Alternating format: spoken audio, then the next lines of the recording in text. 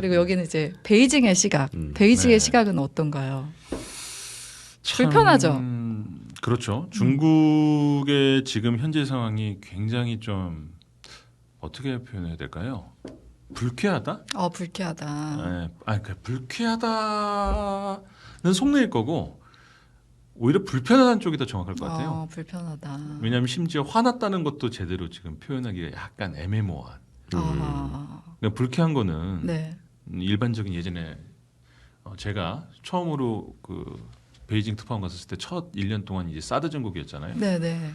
그럴 때는 굉장히 불쾌한 그땐 감정을 대놓고 얘기를 했던 했었죠. 거고. 그렇죠. 네. 근데 지금 많이 바뀌었죠. 음. 그러니까 화는 나는데 대놓고 될 수도 없고 뭔가 이렇게 복잡이면 아주 불편한 그런 상황이 아닐까 싶습니다. 네.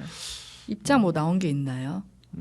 사실 입장은 언제나 중국 외교부에서는 날마다 일일 브리핑, 국제 이슈에 대해서 일일 브리핑을 하기 때문에 네. 조금씩은 나오고 있습니다.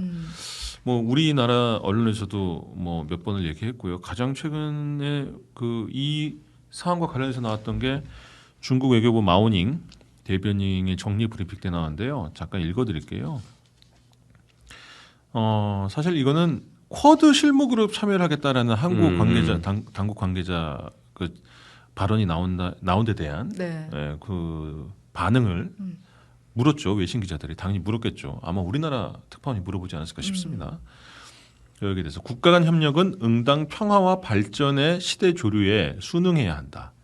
폐쇄적이고 배타적 소그룹을 만들지 말아야 한다는 것이 우리의 일관된 입장이다. 우리는 관련 국가가 지역 국가의 안보와 상호 신뢰, 지역 평화와 안정에 도움되는 일을 많이 하길 희망하며 관련 국가가 대립을 조장하지 말고 네. 폐쇄적이고 배타적인 이런 소그룹 활동을 하지 말길 뭐 희망한다. 동아리 활동이야? 무슨 소그룹 활동을? 관련 국가, 폐쇄적, 배타적, 우리 얘기하는 거죠. 네. 뭐 그건 당연한 건데 네. 좀 느낌이 어떠세요? 그 불편함이 느껴지십니까? 느껴져요. 그리고 그렇죠. 말이 대놓고 되게 애매하죠? 너네 네. 못됐다 이게 아니라 예. 배타적. 굉장히 그 소그룹 활동이라는 말이 좀 걸리네요. 예. 미국하고 일본하고 한국이 묶였는데 그게 소그룹 활동이야. 그러니까 굉장히 그 불편함들이 단어 하나하나에 번역을 했음에도 불구하고 느껴져요. 그 불편함이란 건 그러니까 단순한 분노 이상의 아까 얘기했듯이 뭐 이러지도 못하고 저러지도 못하는 것을 굉장히 줄타기를 해야 되는. 근데 중국 입장에서 줄타기라는 것 자체가 별로 그렇게 익숙한 건 아니죠. 그렇지. 완전 갑인데. 더군다나 한국 이슈를 놓고요. 이 부분이 제가 보기에는 지금 현재의 중국의 입장을 갖다가 상당히 상징적으로 보시는 멘트라고 생각을 하는데 네네. 사실 중국은 이런 내부적인 동향이라든지 뭐 아니면 중국 당국의 입장 이런 것들을 알기가 사실 생각보다 그렇게 쉽지가 않습니다. 그렇죠. 뭐 미국만 하더라도 언제나 국무부에서 보면 계속해서 정례 브리핑을 하고 물론 중국 외교부도 지금 말씀드렸다시피 매일 정례 브리핑을 하긴 하나 네. 성격이 많이 다르죠. 질문도 극히 제한되고 그 대답이라는 것도 거의 도돌이표예요. 네. 정해져 있어요. 뭐 거기에 대해서는 뭐 지금 고려 중에 있다. 그다음에 뭐 한반도 문제에서는 거의 질문이 한 100가지 나오면 답은 한 3가지 나오는 것 같아요. 중국은 언제나 한반도 평화와 상호 교류를 일관되게 지지하고 있습니다. 근데 미국도 PG라고 해서 프레스 가이던스라는 게 있는데 네. 똑같아요. 매일 나오는 게. 그런데 여기는 프레스 가이드런스가 굉장히 더 강직하죠. 음. 근데 또 중국은 문제가 뭐냐면 또 언론도 네. 이렇게 뭔가 사형이라고 해요. 민간 언론의 영역이 없잖아요. 네. 그러니까 엄밀히 보면 그러니까 전부 다 거의 공무원이지. 중국 공산당의 통제를 받는단 말이죠. 공무원들이죠. 그러니까 거기서도 뭔가 이렇게 실질적인 흐름이라든지 기류, 동향 이런 거를 파악하기가 쉽지가 않습니다. 네네네. 그렇지만 쉽지 않다고는 하지만 어쨌든 간에 그 정부의 입장과 언론의 입장은 높은 싱크로율로 같이 간다고 보이기 때문에 언론의 입장을 보는 것도 굉장히 의미는 있겠죠. 블로거 중에서 좀 이렇게 우리가 눈여겨볼 만한 내용이 있을까요? 예, 그래서 지금 중국 그 블로거계에서 이런 국제 관계에 대해서 그 많이 분석을 하고 있는 그런 좀 블로거가 있어 하나 좀 소개를 해드릴게요. 뉴탄친이라는 블로거가 있습니다. 뉴는 뭐고 소고 탄친은 뭐냐 피아노 치다거든요. 피아노 치는 소 뭐 이런 거야 되는데 블로거 이름이에요. 누군지는 모릅니다. 이런 식이에요. 익명이에요. 다. 근데 제목이 이렇습니다. 아니나 다를까 미국이 윤석열에 상을 주기 시작했다. 과연 어떤 상이냐? 바이든이 부통령을 쓸 당시 그 윤석열 부인 이거는 잘못 제가 쓴 것 같네요. 죄송합니다. 그렇습니다. 이제 윤석열 대통령이 부인과 함께 4월 미국을 국빈 방문에 성대한 만찬과 각종 최고 수준의 예우를 받을 예정이다. 바이든 대통령이 취임한 이후로 두 번째 국빈 방문에 그런 예우를 준 것이다. 네, 네. 상이란 거죠. 첫 번째가 에마뉘엘 마크롱 프랑스 대통령이었다. 캐나다 총리도 부러워할 만한 그런 대접이다. 이게 막대한 상이라는 거죠. 그럼 여기에 대해서 무엇에 대한 포상이냐? 네. 이거를 또 분석을 해요. 국내의 반대를 무릅쓰고 일본 강제징용 문제를 해결해 준 거에 대한 포상이다. 네네네. 다들 잘 알고 있을 것이다.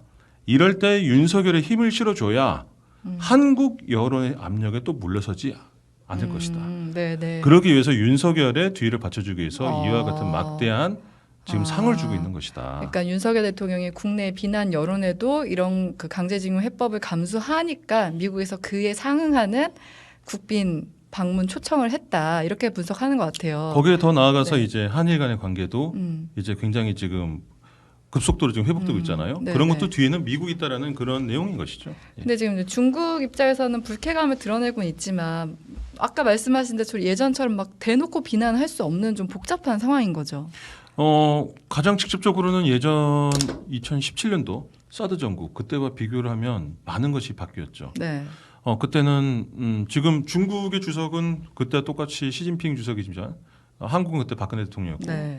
지금 문재인 대통령을 거쳐서 지금은 이제 윤석열 대통령이고 같은 건 같은 보수 계통의 대통령이었던 거고 또 미국과 연합을 해서 중국의 이익에 침해를 끼친 그런 상황에도 불구하고 일단 그때는 국제 정세 자체가 지금같이 양분되기 전의 상황이었죠. 중국이 그렇게 불리하진 않았어요. 그때. 네네네. 그리고 사실 그 사드 배치 문제라는 것도 미국과 중국의 이해관계는 아니었죠.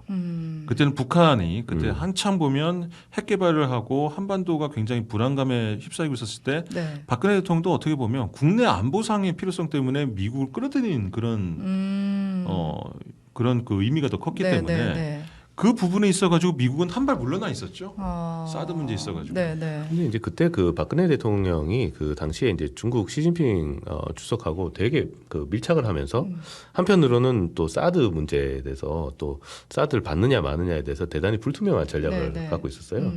그래서 중국에서는 좀 그렇게 믿었던 것 같아요. 사드를 배치하지 않겠구나. 그렇게 생각을 했는데 웬걸 그 시진핑 주석하고 같이 의장대 사열까지 받고 올라가서 이제 시진핑 주석이 개인적으로 누나라고 불렀다고 하잖아요. 그 정도로 친밀감을 이렇게 보였는데 돌아가서는 결국엔 사드를 받았어요. 네네. 사드를 받으면서 중국이 엄청난 배신감을 느낀 그 사안이라서 네. 그때는 정말로 감정적으로 나올 수밖에 없었던 그런 또 배경도 있었다고 그건 하더라고요. 약간 단순한 구도를 네. 보면 그래요. 결과적으로 이 구도의 문제인데 네. 그때는 한국과 중국 1대1 구도였다면 지금은 1대 다 구도죠. 중국이 일단은 고립돼 한미, 있지. 예. 그다음 미국의 동맹들 이런 구도가 되고 중국은 전체적으로 지금 보면 유럽 그러니까 중국의 서쪽으로는 유럽 그다음 동쪽으로는 한미일 이런 여러 나라들과 지금 대치해야 되는 굉장히 불리한 국면에 있는 거기 때문에 이런 상황에서 중국이 한국에 대한 스탠스는 어떠냐? 한국은 그러니까 양면성을 가지고 있습니다. 그렇죠. 예. 뭐냐하면 어쨌든 끝까지 포기할 수 없는 그다음 국가 그렇죠. 그리고 가장 만만한 국가. 그러니까 우리를 적으로 둘 수는 없고, 그렇죠? 그리고 같이 가야 하지만 또 막 떠받들기는 싫고. 현재 중국이겠죠. 아마 이럴 거예요. 가급적 네. 최후의 순간까지도 놓지 말아야 될 국가.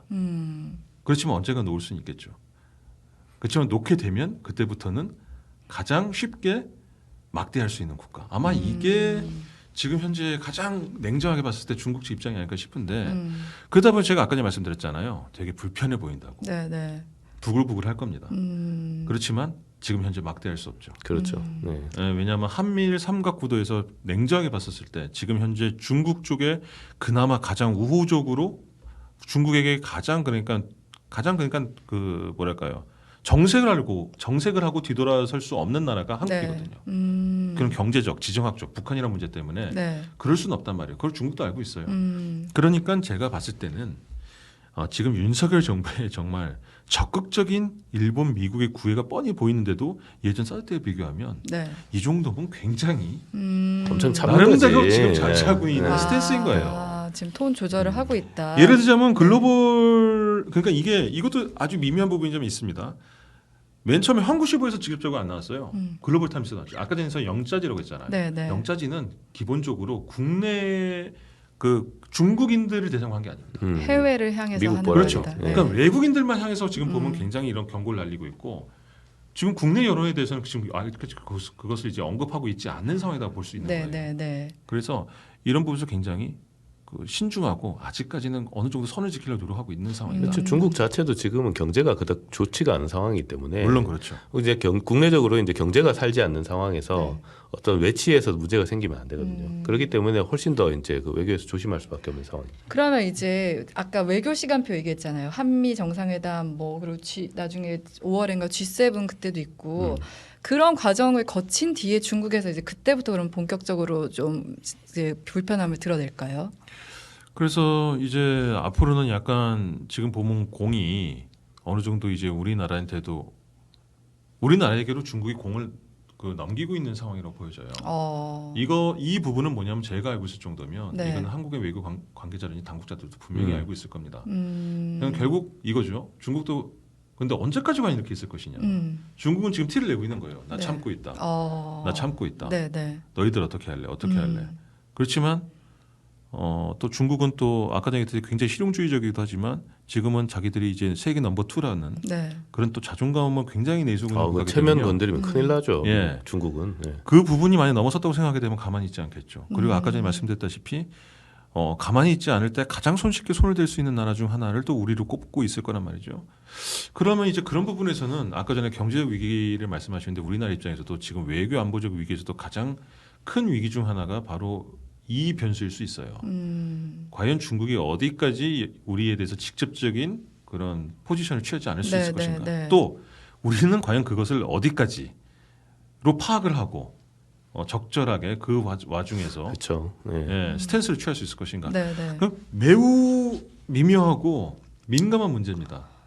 근데 일단은 저기 한미일 공조를 강화하는 쪽으로 우리가 외교 스탠스를 잡았고요.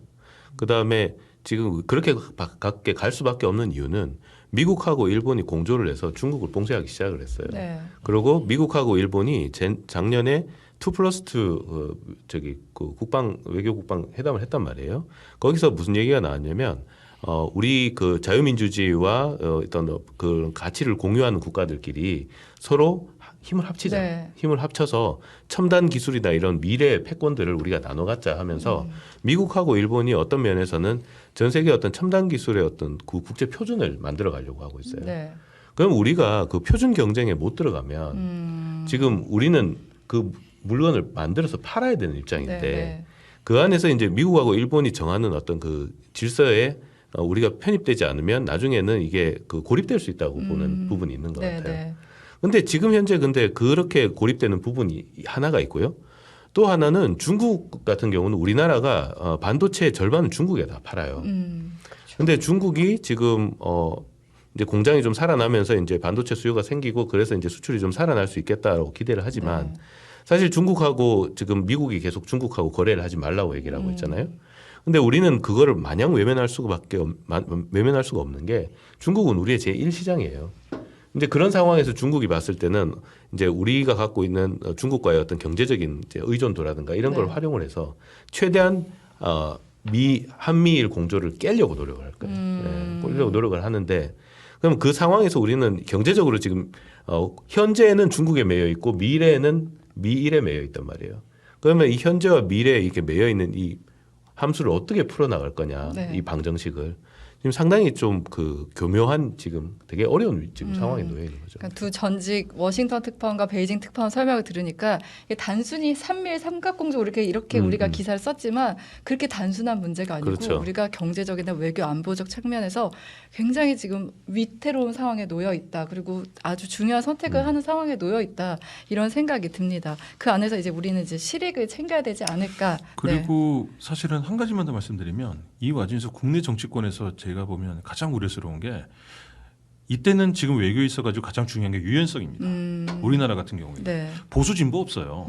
그리고 보수는 미국 편, 진보는 뭐 중국 편. 이게 제일 위험하고 사실 보면 멍청한 시각입니다. 네. 지금 벌써 돌아가는 그 국제 형세라는 게 니 편 내 편이 없지 않습니까?